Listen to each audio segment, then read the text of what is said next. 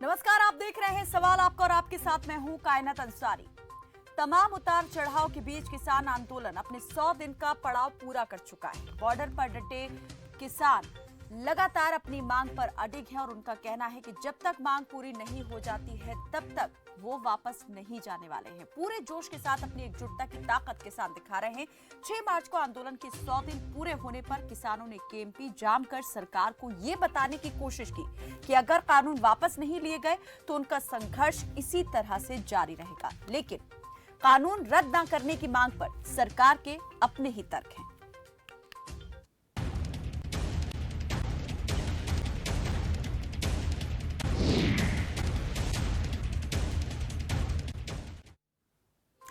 नाबाद सेंचुरी ख्वाहिश अब भी अधूरी। किसान आंदोलन नाबाद अपना शतक पूरा कर चुका है, लेकिन कृषि कानूनों के विरोध में मोर्चा संभाले हुए आंदोलनकारी किसानों की पारी अब भी जारी है। आंदोलन की रफ्तार और धार कुंद न पड़े, इसके लिए संयुक्त किसान मोर्चा लगातार रणनीति में बदलाव कर रहा है। 6 मार्च शनिवार को हरियाणा में किसानों ने कुंडली मानेसर पलवल एक्सप्रेसवे पर कब्जा कर लिया। वहीं गाजियाबाद में ईस्टर्न पेरिफेरल एक्सप्रेसवे पर दुहाई और डासना टोल प्लाजा को 4 घंटे तक बाधित रखा गया। मुजफ्फरनगर के रामराज समेत पश्चिमी यूपी के कई जिलों में ट्रैक्टर रैली निकाली गई। किसानों का प्रदर्शन सुबह 11 बजे शुरू हुआ, जो शाम 4 बजे तक जारी रहा। एक्सप्रेसवे पर घंटों तक किसानों का कब्जा रहा, लेकिन इस दौरान हुए प्रदर्शन और जाम से आम जनता को परेशानी का सामना करना पड़ा।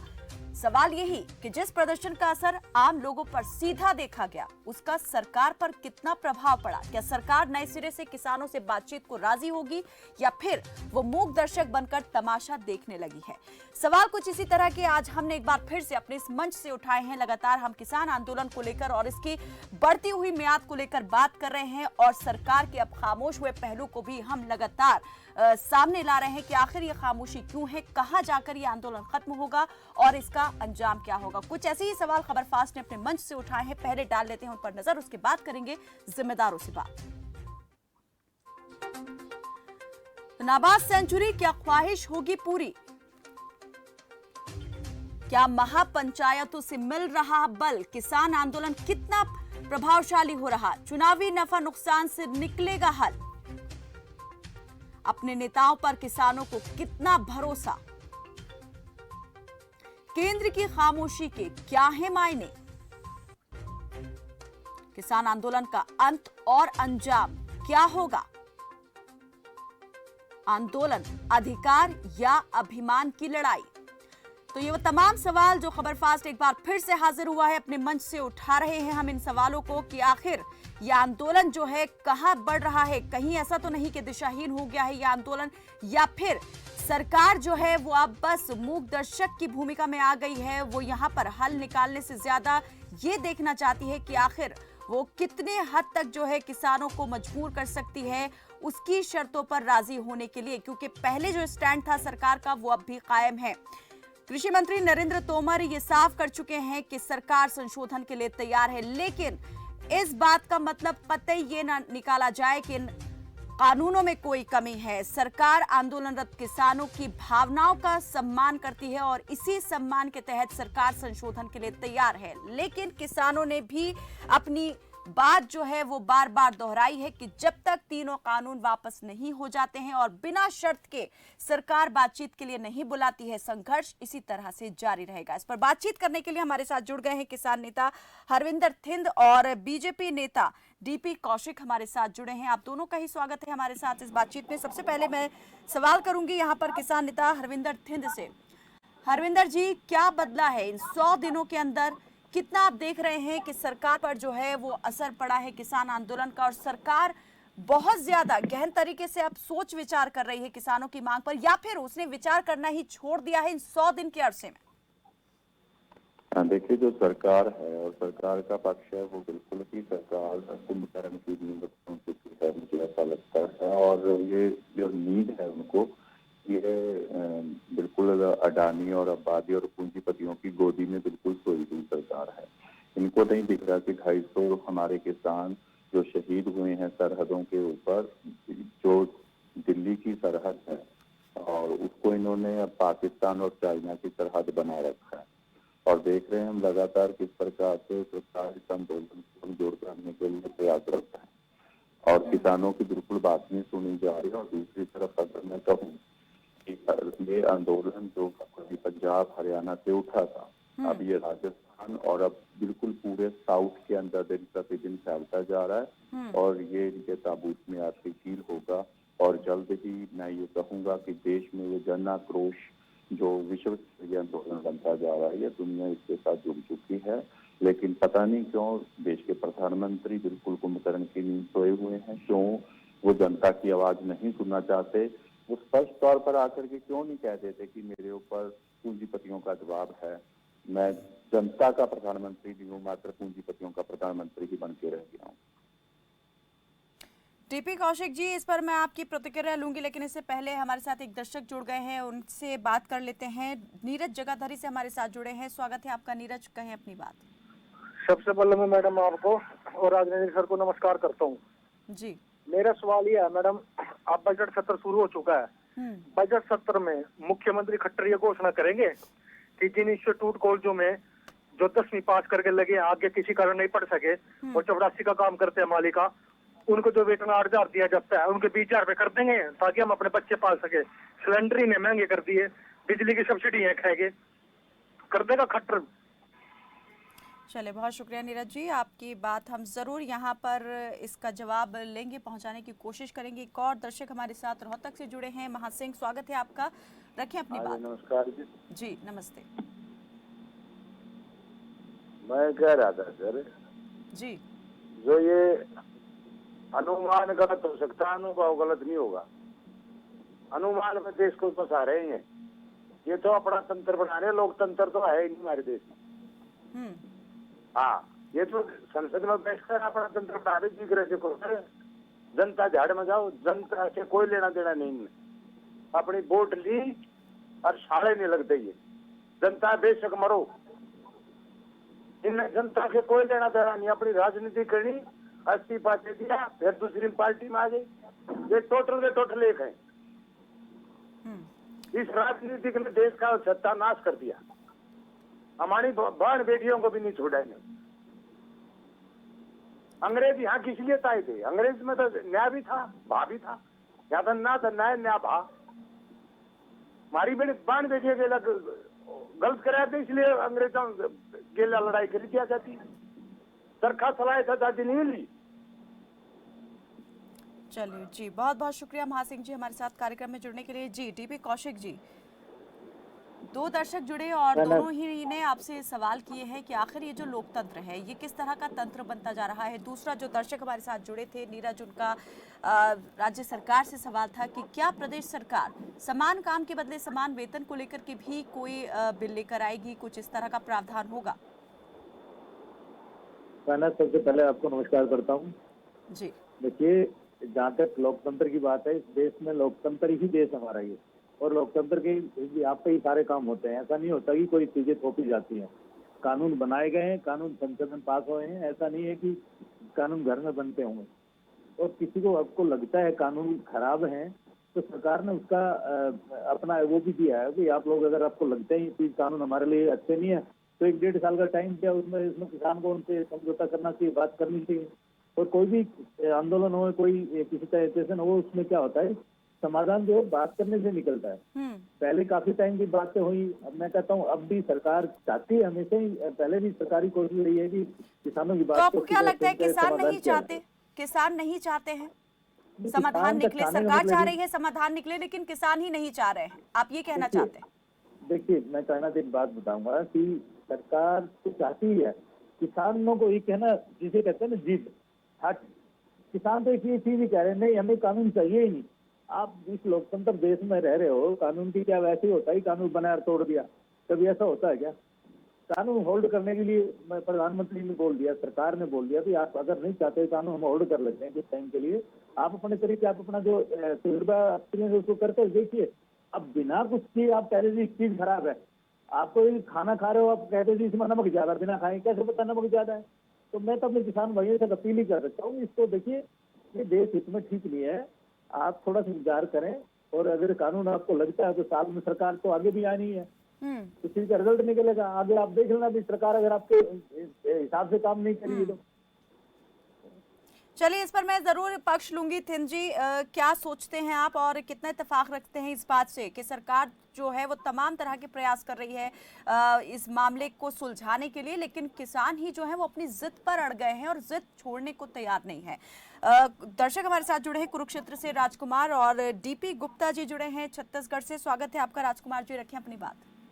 नमस्कार मैडम जी। जी, सबसे पहले तो जो भाजपा के बैठे हैं, जो भी इनका नाम है, मैं नाम नहीं जानता, इनको शर्म आनी चाहिए। ये कहते हैं कि खाना खाने से पहले एक बार टेस्ट कर देना चाहिए। जब खाने में ही जहर हो मैडम, तो ये पहले ये क्यों नहीं खा लेते इस खाने को?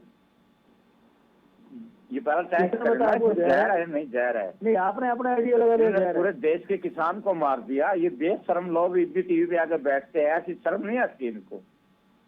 एक बार बात करवाओ मेरे इनसे, मैं बोलता हूँ उनको क्या कह रहे हैं ये। मैं बोलता हूँ राजकुमार जी सुन पा रहे हैं आपको? डीपी कौशिक बीजेपी के नेता हैं। जवाब दे रहा हूँ। अन्नदाता लोगों को सब ऊपर बात नहीं आप करते किसके हो। बहकाए हो घूम रहे हो? आप मुझे बताइए ना, क्यों कड़ी सच्चाई? आप सच्चाई को सुनने नहीं तैयार हो। आपको गुमराह क्या हो? आपको पता ही नहीं किसी चीज का। अरे आप तो मुझे ऐसे कहते हैं खाना में जहर मिला दिया। आपने अपना आइडिया लगा लिया, खाना में जहर मिला दिया। कैसी बात कर रहे हो आप? क्या है तेरे को खाना में जहर मिला दिया, क्या होती है? शादी कर दी। आप कानून से बहुत बड़ा जाता है क्या? बताइए मुझे सामने आके आपको बात कानून पता है? सरकार को कानून नहीं पता क्या? या आपको इस सबसे बड़ा कानून पता है? सरकार को तो कुछ नहीं पता। ये कानून आपने 2012 में क्यों नहीं मना किया? जब कांग्रेस सरकार लेकर आई, जब क्यों नहीं मना किया? झूठे लोग ऐसी बातें करते हो आप। आपको कुछ नहीं पता। आप अपने किसान भाइयों को काम करो। नुकसान किसी का नहीं हो रहा, नुकसान आपका हो रहा है। चलिए, बहुत बहुत शुक्रिया राजकुमार जी हमारे साथ कार्यक्रम में जुड़ने के लिए। डीपी जी, मैं एक बात ये कहना चाहूंगी, आप देख सकते हैं रोष किस कदर है यहाँ पर, गुस्सा किस कदर है। आप कह रहे हैं, उन्होंने कहा कि मैं किसान का ही बेटा हूँ, लेकिन आप फिर से आपने ये सवाल किया कि आपको नहीं पता है ये किसान के लिए जो कानून बने हैं उसके फायदे के लिए है। लेकिन अगर वो कह रहे हैं कि मुझे फायदा नहीं दिखाई दे रहा है, तो आपको ये समझना चाहिए ना कि एक चीज लाने से पहले उसके प्रति एक सोच बिल्डअप की जाती है, भरोसा कायम किया जाता है। आप देख रहे हैं कि भरोसा और वो सोच लाने से पहले ही अगर कोई चीज लेकर आई जाती है तो समझाने के तरीके जो है वो क्या होने चाहिए, ना कि ये कि आप एक चीज को कह दें कि ये आपके लिए फायदेमंद है और दूसरी तरह से वो कह रहे हैं कि ये हमारे लिए फायदेमंद नहीं है। तो यहाँ पर वो कम्युनिकेशन की कमी जो है वो जरूर अभी भी दिखाई दे रही है। एक और दर्शक डीपी गुप्ता हमारे साथ जुड़े हैं छत्तीसगढ़ से। स्वागत है आपका गुप्ता जी, रखें अपनी बात। मैडम, मेरा ये कहना है जी कि सरकार ने जो ये कानून बनाया है बिना किसानों की सहमति के इन्होंने बनाया, उस कोरोना काल में बनाया जी। और दूसरी बात ये कि जब आज ये किसान महसूस कर रहे हैं कि हमें इन कानूनों से कोई नुकसान है, तो सरकार को ये कानून रद्द करने चाहिए। और अगर सरकार सोचती कि इससे कोई नुकसान नहीं है, तो सरकार ये बताए कि कानून को रद्द करने से उनका क्या नुकसान होने वाला है। जी, बहुत बहुत शुक्रिया डीपी गुप्ता जी हमारे साथ कार्यक्रम में जुड़ने के लिए। एक और दर्शक कालका से हमारे साथ जुड़े हैं आरसी शर्मा। स्वागत है आपका शर्मा जी, रखें अपनी बात। गुड इवनिंग आप सबको। जी हाँ जी, थैंक यू। आप बात होती हर रोज किसी न किसी टॉपिक पर बात करते हैं। मैं सरकार को फ्लेक्सिबल होना चाहिए। जब जो किसान को ये वजह ये काला ये कानून लाइक नहीं करते या इससे नुकसान हो रहा है, तो इनको क्या प्रॉब्लम है वापस लेने में? जी, इनको ये तीनों कानून वापस लेने चाहिए। और क्या है, लोगों का जनमत देखना चाहिए भी क्या है। जब किसान या लोग नहीं चाहते तो क्यों ये चीज, अब बहुत सी चीजें सिर्फ क्या है ये जियो को दी है। ये पाइप इनका है दाना बनाने वाला, वो 300 रुपये महंगा हो गया एक पाइप का। जो भी चीज मोनोपोली होएगी किसी चीज की, वो तो रेट बढ़ाएंगे। कोई भी चीज आप ले लें, अगर एक हाथ में कोई चीज देंगे तो वो तो अपनी मनमर्जी से रेट बढ़ाएंगे। तो ये अगर क्या अंबानी जी को, अदानी जी को ये चीजें आ गई तो रेट आगे कंज्यूमर के लिए बढ़ेगा। जो आटा आपको 30 रुपये मिलता है वो 50-60 मिलेगा। आप कहीं पर भी देख लीजिए, हर चीज में महंगाई हो रही है। अगर क्या मोनोपोली होगी तो ये सरकार को फ्लेक्सिबल होना चाहिए और क्या किसानों की बात माननी चाहिए। Thank you very much. बहुत बहुत शुक्रिया आरसी शर्मा जी हमारे साथ जुड़ने के लिए। एक और दर्शक हिसार से ब्रिजेंद्र हमारे साथ जुड़े हैं। स्वागत है आपका ब्रिजेंद्र जी, रखें अपनी बात। मैडम जी नमस्कार जी। मैडम जी, मैं कौशिक साहब से एक बात पूछना चाह रहा हूँ कि हमारे देश में, हिंदुस्तान में, एक भिखारी को बगैर मांगे भीख नहीं मिलती। तो ये किसानों ने क्या ये मांगे थे बिल, इन्होंने बगैर मांगे क्यों दे दिए और किसके दबाव में दिए? कृपया एक बार कौशिक साहब से कोई आवाज सुनवाओगे आप? जी डीपी जी, इस सवाल का भी जवाब। और एक और दर्शक ने जो कहा था कि अगर आप कह रहे हैं कि कानून में कोई बुराई नहीं है और ये फायदे के लिए, लेकिन अगर किसान नहीं चाहते हैं तो वापस लेने में सरकार का क्या नुकसान है? सरकार वापस क्यों नहीं ले रही? जी कायनात, देखिए मान लो प्रधानमंत्री जी ने एक अकाउंट में किसानों को 6,000 रुपए डालना चाहिए। आज किसानों ने इसके बारे में बोला, बहुत सारी देखिए उन्होंने वादा किया है, हर किसान भाई से वादा किया 2022 तक हम किसान की आय दोगुनी करेंगे। वही कानून को देखते हुए ऐसे तो और भी कई वायदे थे, अगर वायदे पूरे नहीं हुए, अच्छे दिन लाने का भी तो सरकार का वायदा था, वो नहीं हुआ। महंगाई कम करने का सरकार का वायदा था, वो कहाँ पूरा हुआ? सरकार उसकी तरफ क्यों ध्यान नहीं दे रही है? सरकार पूरा ध्यान दे रही है। सरकार के क्या आपको लगता है कि सरकार ऐसे ही चल रही है? क्या बात करें डीपी जी, बीजेपी के नेता अब ये कह रहे हैं कि महंगाई पर कंट्रोल करने में उसका कोई वो नहीं है हाथ, वो नहीं कर सकती। कंट्रोल होगी क्यों नहीं होगी? नेशनल लेवल पर अगर इससे चीजें चल रही है तो कंट्रोल भी होगी।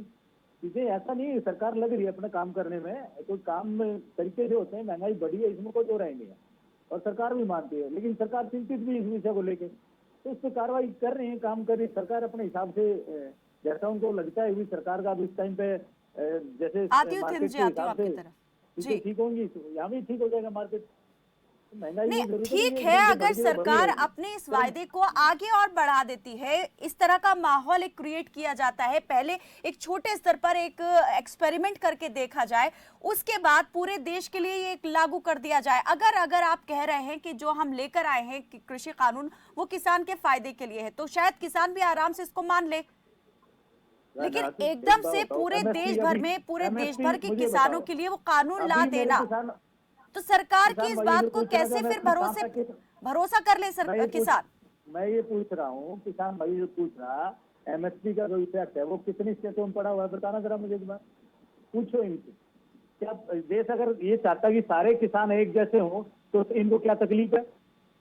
एमएसपी सरकार गारंटी दे रही है, सरकार को उनको विश्वास नहीं है, इनको अपने पर विश्वास हो गया, नहीं कानून गलत हो गया, तो सरकार ने क्लियर कर दिया एमएसपी पे आपकी कोई नहीं है, फिर भी हम संशोधन करने को तैयार है, होल्ड भी करने को तैयार है। तो ये क्या चीज होगी? नहीं जी खत्म ही करो, तो ये तो फिर कल नहीं, लेकिन वापस लेने के लिए तैयार नहीं है, आखिर क्यों? सवाल ये भी उठ रहा है। आपको लगता है लोकतंत्र में, आपको लगता है क्या कोई भी कल हर तरह का आदमी कानून बना बैठ जाएंगे? नहीं ये हमारे कानून में डालो जी, हमें ये खत्म करो, कानून को चेंज करो, ऐसे सरकारें चलती है क्या? बताना मुझे एक बार। तो लोकतंत्र में तो जनता द्वारा जनता की और जनता के लिए सरकार होती है। इस जनता के काम किया गया है, सरकार के लिए काम किया गया है, लोगों के लिए काम किया गया है, किसान भाइयों के लिए काम किया गया है। सरकार आदमी मान लो 2200 रुपये बाजरा लेकर और किसानों को 2 रुपये 2.5 रुपये किलो देती है, तब क्या हो? तभी तो काम हो रहा है ना। ये तो किसानों को थोड़ा समझौता करना पड़ेगा, ऐसा नहीं है कि चीजें सारी एकदम से गलत है। बात है कौशिक जी, मुझे बोलने का मौका दीजिए और मैं आपको बताता हूँ। जहाँ आप लोकतंत्र से आप सब ये बात कह रहे हैं कि लोकतंत्र को तो बिल्कुल मैं तो कहूँगा कि कुंडी पर टांग करके ये कानून बनाए नहीं गए। क्या ये संविधान जो है हमारे कॉन्स्टिट्यूशन आर्टिकल्स को फॉलो किया गया? यहाँ पे क्यों ऐसी परिस्थितियों के अंदर ये कानून लागू किए गए? चोरी छुपे कानून लागू किए गए। संविधान के अनुसार तो बिल्कुल भी संवैधानिक नहीं है, ये अनकॉन्स्टिट्यूशनल ये लॉज हैं बनाए गए हैं। जो पहली बात। दूसरी बात, अगर ये कहते हैं कि 2000 रुपए किसानों के अकाउंट में डाले हैं, तो क्या इसके लिए हमारी रोजी रोटी छीन ली जाएगी? क्या 2000 के रुपए के बदले में हमारी जमीनें और हमारे जो एमएसपी का राइट्स है हमारा वो छीन लिया जाएगा? ये तो इनको दिखते हैं। क्या कभी इस बात के लिए भी कौशिक साहब बात करेंगे कि आज तेल के क्या रेट हैं? इस बात के लिए बात होगी आज सिलेंडर के क्या रेट हैं? आज आम जन का जीना कितना दुर्भर हो गया है। सब्जी मंडी के अंदर अगर कोई सब्जी लेने जाए तो उसके हालात क्या हो जाते हैं।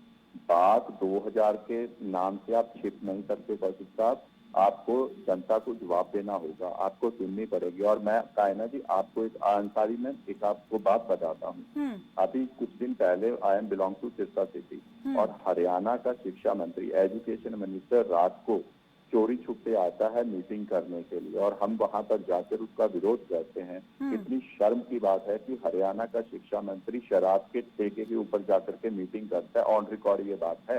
कि हरियाणा के एजुकेशन मिनिस्टर ने सिरसा के अंदर इनके जो कैंडिडेट रहे हैं लास्ट इसके एमएलए इलेक्शन के लास्ट एग्जाम एमएलए इसके जो ठेका है शराब का, वहां पर एजुकेशन मिनिस्टर क्या शिक्षा की नीतियां बनाएंगे ये लोग जब L1 के ठेके में जाकर के ये मीटिंगें करेंगे। और आज क्यों नहीं ये आते जनता के अंदर बात करने के लिए? फिर जनता के अंदर इतना ज्यादा रोष है, आज किसान मतलब एक तरह से आत्महत्याएं तक करने के लिए मजबूर हो गया। किसने ये व्यवस्था तैयार की है?